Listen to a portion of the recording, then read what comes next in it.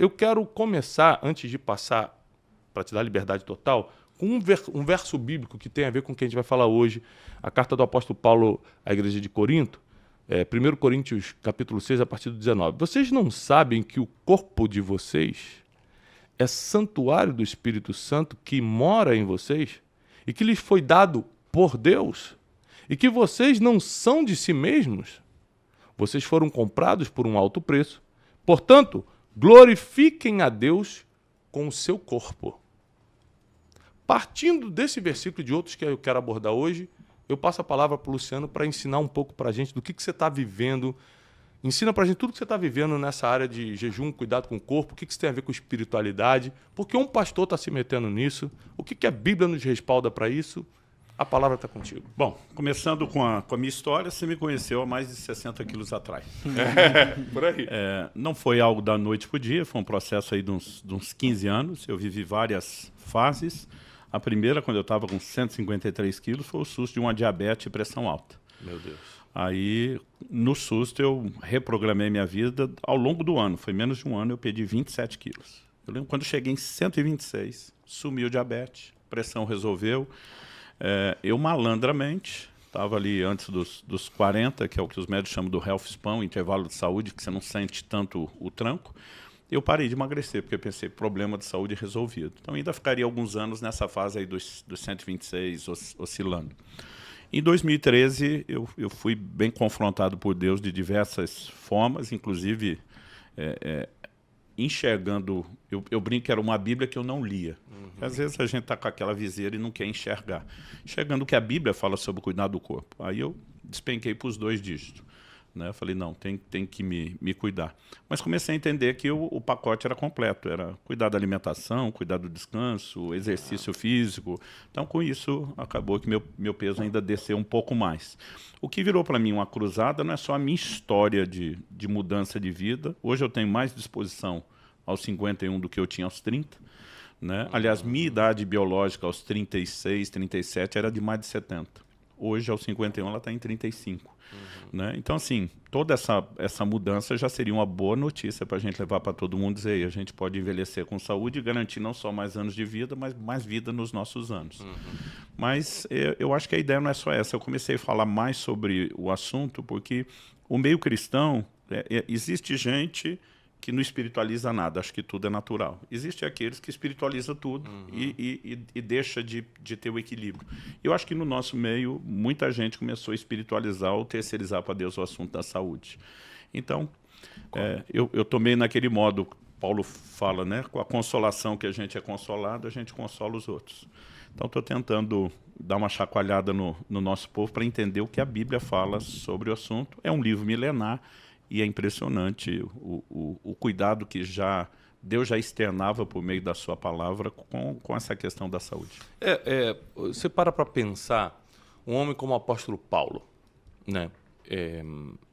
Ele morreu velho, porém decapitado em Roma, historicamente falando. Imagina se o apóstolo Paulo fosse uma pessoa que não aguentasse fisicamente. Numa época que não tinha os meios de transporte que nós temos hoje. Ele sofreu um naufrágio, foi mordido por víbora, foi apedrejado. Se esse cara não tivesse um físico em dia, ele não conseguia nem fazer as viagens, quanto mais sobreviver a isso. Você imagina se Paulo morresse só um ano antes do que ele morreu e a gente perdesse a segunda carta a Timóteo, que é uma das coisas que mais me ensina na Bíblia, a segunda carta a Timóteo, que ele escreveu provavelmente pouquinho antes de morrer. Você imagina se você morre um ano antes do que deveria. Quantas pessoas perdem com isso? Um pregador como o Luciano morre 2 anos antes do que deveria. Quantas milhões de pessoas perdem com isso? Então, quando a gente fala em morrer, por exemplo, para quem vai para a eternidade, né, para nós que acreditamos em Cristo Jesus como Senhor e Salvador, ressurreto dentre os mortos, cremos no coração, confessamos com a boca, nos arrependemos dos nossos pecados, temos acesso à eternidade. Se a gente morrer com 30 ou com 80 anos, qual é a diferença para a gente que vai para a eternidade? Nenhuma. Você abre os olhos na eternidade, está feito. Mas e para as pessoas que ficaram? Esse é o problema. Esse é o ponto.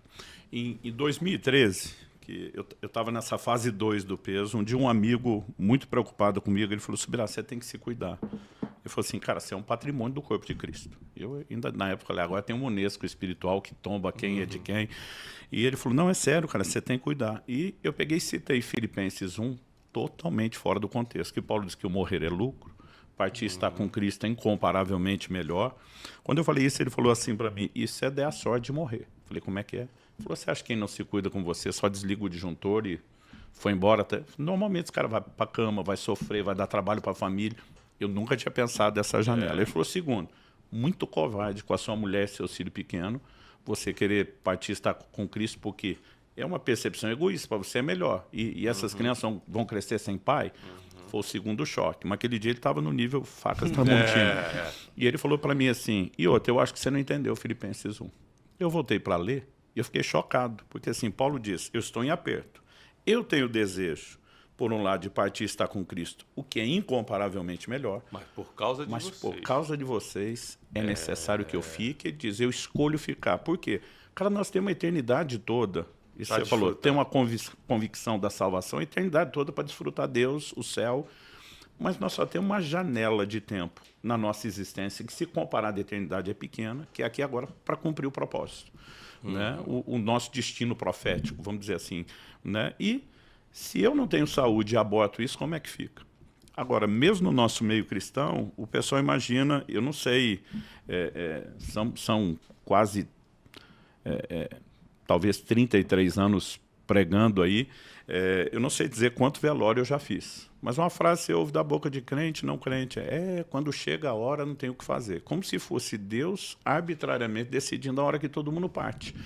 E a pergunta é isso que a Bíblia ensina?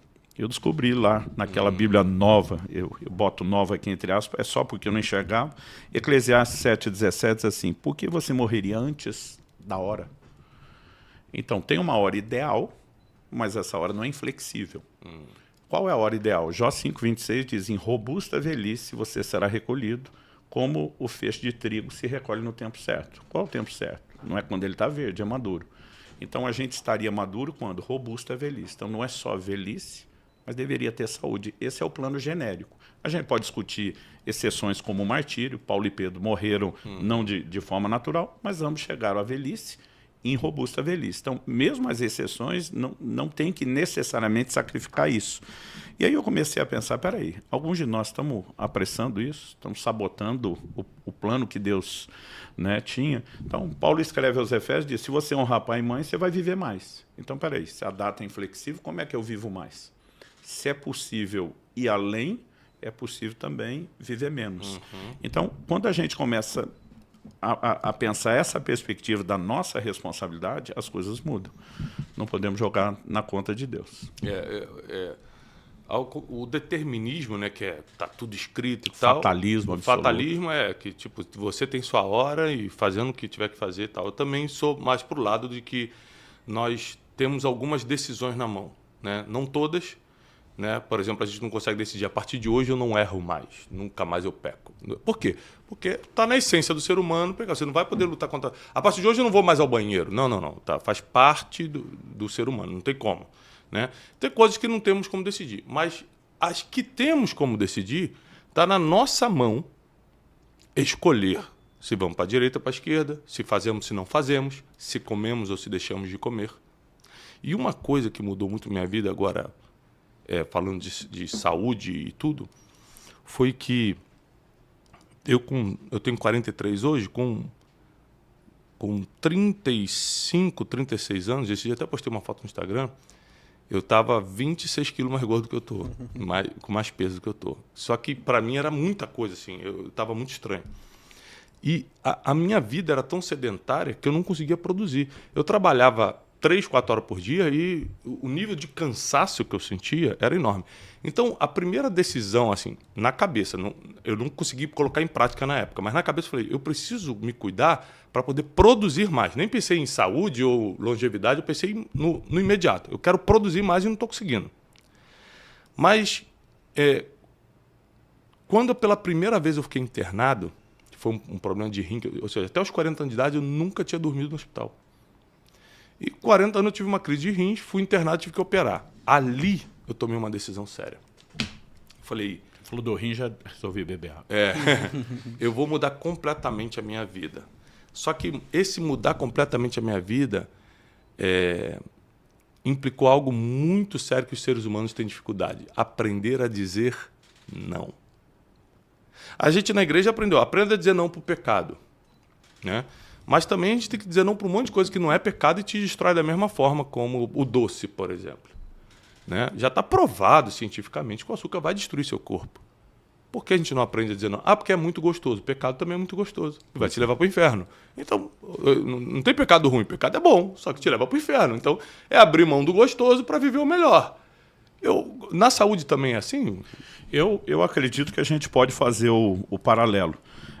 Você mencionou o açúcar. Eu estou terminando de ler o livro de um dos grandes especialistas aí na área de longevidade. Ele diz que desde as pesquisas, não importa se estamos falando de levedura, de inseto, camundongo ou humanos, o açúcar é um dos fatores de envelhecimento precoce. Não vamos nem falar do resto do dano, só falando da questão de... Então, assim, a gente tem comprovações. Aí a pergunta é, eu quero satisfazer algo que é um prazer transitório ou quero algo duradouro como a saúde? O plano espiritual, a mesma coisa. Outro dia eu ouvi alguém falar, não existe prazer no pecado. Eu falei, se não tivesse, ninguém pecava. Hebreus 11:25 fala dos prazeres transitórios. A conta é mais alta do que o benefício. Da carne, tá então a gente tem que evitar. Eu acho que é a mesma coisa. Para mim, eu tive que enxergar, eu gostei de como você começou falando de um texto que fala sobre glorificar Deus no corpo. Se você olhar o contexto, Paulo fala tanto contra a imoralidade, não botar o corpo, que é o santuário do Espírito Santo, na sujeira do pecado sexual, como no versículo 13 ele fala que Deus fez o estômago para os alimentos para o estômago. Então, assim, pressupõe-se que alguns versículos depois, quando ele vai falar de glorificar Deus com o corpo, ele não está excluindo a questão da alimentação. Aliás, quando ele chega em 1 Coríntios 10:31, ele diz, quer comais, quer bebais, ou façais qualquer outra coisa, faça tudo para a glória de Deus. Eu, durante muito tempo, nasci e cresci no lar cristão, tive uma experiência com Deus muito cedo, procurei honrar tudo aquilo que eu recebi, viver à altura, mas tem uma coisa que eu me arrependo hoje, Tiago, foi não entender o cuidado do corpo antes. Paulo diz em Efésios 5:29, né, que ninguém jamais odiou seu próprio corpo, sua própria carne, antes o alimenta, cuida dele, então ele mostra que o cuidado é mais que nutrição, e diz como Cristo faz com a sua igreja. Então, assim, Cristo é o nosso modelo, é a nossa referência. Cuida do corpo espiritual místico que é a igreja. Enquanto na terra, a mesma Bíblia que registra que ele teve fome, mostra que ele se alimentava, que registra que ele teve sede, que ele bebia, que cansou e teve sono, descansava e dormia. Né? Eu li um cálculo, alguém pegou as distâncias, só as mencionadas na Bíblia, que Jesus fez, e chegou à conclusão que ele caminhava em média 32 quilômetros por dia. Pensa nisso. Qual foi a última vez que você deu um rolê de 30 quilômetros? Não, e sem contar que à noite ele subia no monte para orar. Quase toda noite, todo mundo ia dormir, ele subia para... Vamos aumentar isso. Né? Então, assim, quando... Até a subidinha no monte. Quando o apóstolo Pedro, Atos 10, está em Jope, ele tem que pregar na casa de Cornélio, ele cobre a distância em 2 dias. De Jope a Cesareia Marítima, 60 quilômetros. Significa que eles fizeram 30 por dia. Então, assim, mesmo que não andasse todo dia para ter o condicionamento de encarar, eles tinham um nível de vitalidade e saúde que a modernidade nos roubou. Então, hoje a gente fala de exercício para vencer o sedentarismo. Naquela época não existia sedentarismo, ninguém passava o dia sentado na frente do computador trabalhando, e mesmo assim, você vai ver Paulo dizendo, o exercício físico é de pouco proveito. A vida inteira eu lia como se ele falasse nenhum proveito. Ele diz pouco. Mas pouco por quê? Porque ele está comparando com a piedade. Ele diz, a piedade para tudo é proveitosa. Isso está em 1 Timóteo 4, 7 e 8. Né? E diz, porque a piedade tem a promessa da vida que é agora, terrena, e daqui a de vir, eternidade. O exercício não vai impactar a sua eternidade. Só pra cá. A falta dele pode te mandar mais cedo para lá, mas não vai definir o destino eterno. Mas ainda assim, ele está reconhecendo para um povo... não. A palavra que ele ainda usa, exercício físico, ginásia no grego, é a raiz da palavra ginásio, academia, gym. Então, ele estava falando da cultura greco-romana de culto ao corpo, que não era nem a preocupação que hoje a gente fala, pô, vamos malhar para garantir o básico da saúde. Ali era até um pouco mais de vaidade, definição muscular, estética. Ainda assim, está dizendo que tem proveito. Então, eu não sei de onde nós tiramos a ideia que não tem proveito e passamos a ser desprezar essa parte. Agora, a minha área, né, apesar de eu ser um defensor bíblico, ser um um expositor dessa área, mas a minha área de atuação de trabalho é desenvolvimento pessoal, inteligência emocional, empreendedorismo. Nessa abordagem, eu queria falar uma coisa que eu percebi sobre cuidado com o corpo e você faz a abordagem bíblica em cima dessa área mais de desenvolvimento pessoal que eu vou colocar agora. Uma coisa que eu reparei na minha vida e reparo em quem começa a cuidar do corpo é que várias outras áreas começam a melhorar. Por exemplo, cognição, clareza mental. A partir do momento que eu estou fazendo algum exercício físico, a minha cognição, minha clareza mental é melhor. Eu tenho mais ideias, eu estou menos estressado. A autoestima. A Bíblia fala, por exemplo, que a gente tem que amar o próximo como a nós mesmos. E a gente se ama cada vez menos quando a gente perde a autoestima. A autoestima vem quando a gente começa a se cuidar. Não tem como você ter autoestima sem estar se cuidando. Então, eu fico parando para pensar como eu me vestia antes. Às vezes eu pego umas fotos antigas e falo, gente, como é que eu botava uma roupa horrível dessa? Totalmente fora de alinhamento, de tudo. É porque eu não gostava de mim. Eu não tinha nenhum tipo de autoestima. Como é que eu ia amar o próximo se eu não estava conseguindo gostar de mim? Isso, no desenvolvimento pessoal, faz muito sentido.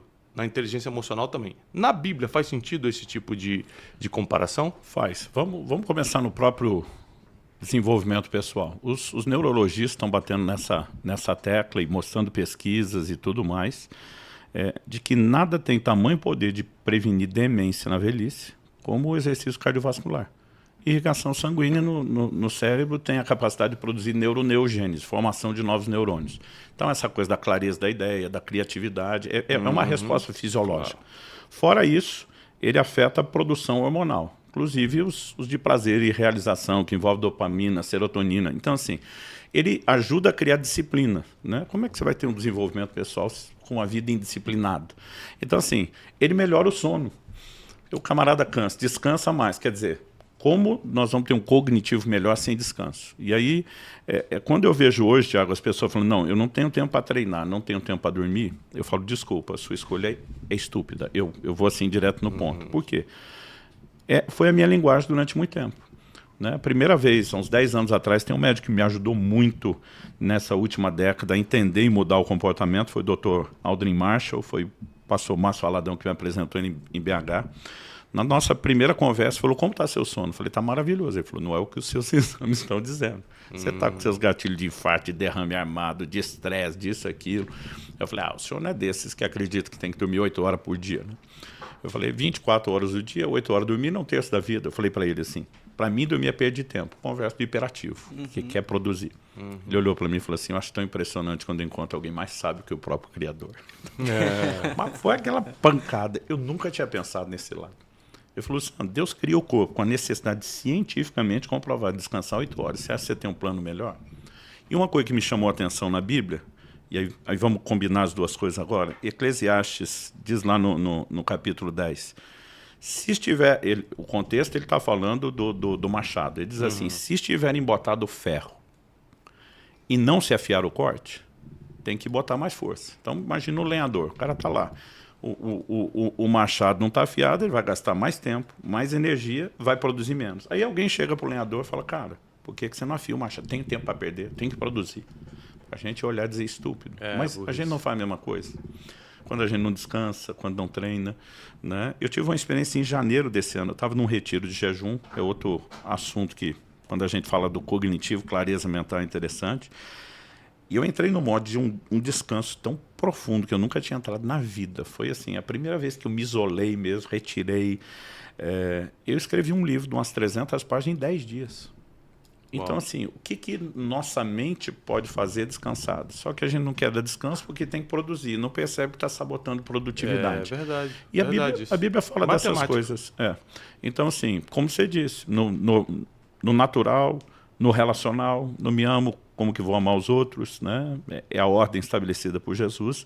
E mesmo no plano espiritual do relacionamento com Deus, acredito que a gente peca por essa falta de exercício de disciplina em todas as áreas. Você sabe que, assim, profissionalmente falando, apesar de ter o Instituto Destiny, os cursos, as mentorias, eu me considero escritor, né? Tenho 8 livros publicados, 6 são best-sellers da revista Veja, e o meu livro mais vendido chama-se Especialista em Pessoas, está por aí.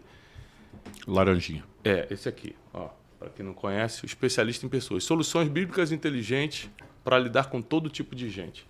Sabe como é que eu escrevi esse livro? Que foi o livro que me posicionou, inclusive, no mundo secular e tudo, nas grandes editoras mundiais, é publicado em 16 países. Em 2 anos que eu tirei de descanso nos Estados Unidos, morei lá de 2018 a 2020, dormia 9h30, 10 horas da noite, acordava às 5 horas da manhã, todo dia. Esse era um ritmo de vida que eu nunca tive. Escrevia das 5 às 6h30, as crianças acordavam. 7 horas eu fazia café da manhã para eles. Eu fazia. Meu relacionamento com meus filhos mudou completamente. Eu levava na vanzinha eles para a escola, 4 filhos que eu tenho. Voltava, tinha manhã livre com a minha esposa. À tarde fazia algumas coisinhas de trabalho, ligava para o Brasil, videoconferência, gravava uma coisa. Buscava as crianças na escola. 6h30, estava todo mundo de pijaminha, jantava cedo, 9h30, todo mundo dormindo. Ou seja... Minha vida mudou radicalmente, minha saúde mental, comecei a dormir bem, comecei a descansar. Falei, vou escrever um livro. Ou seja, para eu que me considero um escritor, para eu que vivo disso, escrever o melhor livro da sua vida tem que ser estudar. Peraí, eu escrevi o melhor livro da minha vida até hoje. O que eu fiz diferente dos outros? É o mesmo Tiago, o mesmo conhecimento. É o descanso. O descanso fez com que extraísse de mim o melhor, as melhores ideias, as melhores frases. Tanto que esse foi o único livro, Luciano, que eu não deixei a editora colocar a mão em nada. Publiquei pela Planeta, que é uma grande editora secular. Falei, a capa eu vou fazer, título, subtítulo, tudo. Eu vou fazer. Eu tinha tanto tempo e disposição livre, eu falei, eu vou criar tudo de uma forma que eu acho que vai emplacar. E graças a Deus aconteceu.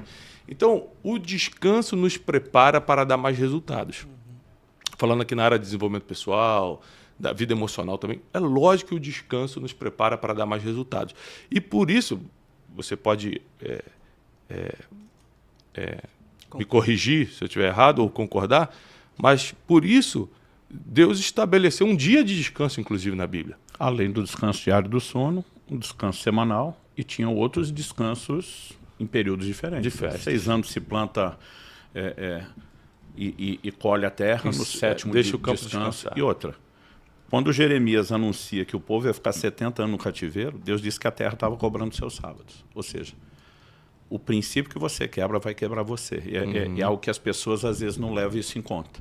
Então, esse ganho de tempo e não respeitar o descanso, a conta chega depois. Sem dúvida. Aliás, em 2008, 15 anos atrás, alguém falou para mim, eu estava no auge da obesidade, falou, tá tudo bem? Eu falei, tá. Tem feito check-up? Tem. Quando foi o último? 2 meses atrás. E aí? Tudo em ordem. Aí a pessoa falou, quem que fez esse check-up? Foi um cardiologista? Eu falei, foi o cardiologista. Que ele falou? Eu falei, olha, ele ficou bravo. Ele jogou os exames na mesa e falou assim, digamos que o senhor tem mais sorte do que juízo. Não era para com esse peso tá tudo tão bem. E estava colesterol, triglicéridos ou triglicerídeos em ordem, diabetes, pressão. Aí era uma médica me perguntando, amiga, e quando eu falei para ela que ele falou, digamos, tem mais sorte e juízo, ela falou, desculpa, eu vou discordar do seu médico. Ela falou assim, você não está tendo sorte, você está ganhando tempo. Ela falou uma frase, foi o início do processo. Aí diz, o corpo é que nem cartão de crédito. Primeiro você gasta, depois vem a fatura. Ela falou, você está gastando pra caramba, essa conta vai chegar alta. Né? E chegou depois, foi o que eu tive que mudar. Então, o descanso é a mesma coisa. Então, nós estamos gastando. A conta vai chegar. Pastor, e como que foi a sua mudança no seu dia a dia? Porque você é uma pessoa que viaja bastante, você é escritor, tem neto já. Depois que você começou essa dieta, o que você percebeu assim na prática? Melhorou minha produtividade, eu consigo viajar mais, eu consigo alcançar mais vidas? Melhorou tudo, né? Produtividade mental, aspecto físico. Muitas vezes era assim, a gente pode ter um cansaço. O tempo que fica em avião, a poltrona de avião, caminhando. Mas, por exemplo, eu tenho um problema congênito no joelho que me deu muito trabalho ao longo da vida, porque ele é cíclico. A cada 5, 6 meses, um problema na cartilagem que desprende, começa a raspar, depois quebra. Mas, por exemplo, quando eu comecei a fazer musculação e fortaleceu a musculatura, já não incomodava como antes. Então, parece ser uma coisa pequena, mas assim... Cara, aliviou a dor. Essa coisa dos próprios exercícios, nunca mais tive as dores nas costas que eu tinha. Primeiro, por carregar mais peso. Segundo, por uma musculatura que não estava preparada. Então, assim, A maioria das pessoas, às vezes, não entende um posicionamento como o seu, agora dizendo, não quero dormir fora, quase acha. Mas, meu amigo, trocar de cama de hotel, de travesseiro, né, é só quem viver essa rotina que sente. Mas, por exemplo, depois de uma vida de exercício, isso tudo já não era uma coisa que incomodava tanto. Isso é um dos exemplos. Pode continuar. A parte cognitiva, de uma mente que está descansada, de um cérebro que está, né, recebendo irrigação sanguínea de alto nível, quer dizer, o nível de criatividade, de ideias, de clareza, porque assim, a gente não precisa espiritualizar tudo. É lógico que a gente fala da inspiração divina, da liderança do Espírito Santo, de unção, que são os recursos sobrenaturais, mas Deus fez a gente com uma estrutura natural de funcionamento, né? Os gregos antigos, que não jejuavam pelos motivos, como nós jejuamos para buscar Deus, faziam isso para ter clareza mental. Né? Então, assim... Os hindus fazem muito isso. Tem o aspecto fisiológico e tem uma resposta para isso. Você come uma feijoada ou vai num rodízio de carne na churrascaria, não vai dar uma sonolência depois? Sim. Por quê? O Wesley não vai muito porque ele é bodybuilder, né? Mas a irrigação do sistema digestório, como eles falam agora, ela falta um pouco na cabeça, então a gente fica sonolento. Exato. Por exemplo, no jejum é o contrário. O que não usa na digestão vai para a cabeça. Então, assim, cara, você fica criativo. Né? Sem dúvida. Então, em todas as áreas, eu vi muita diferença. Mas, assim, eu tive que bater o pé e não negociar essa questão do descanso. Né? Dormir 8 horas, eu dormia de 4 a 6. Há exceções. Há exceções, claro, tem um dia que não dá. Essa noite eu não dormi 6 antes de estar aqui. Mas, assim, as próximas oportunidades a gente já volta ao normal e à rotina.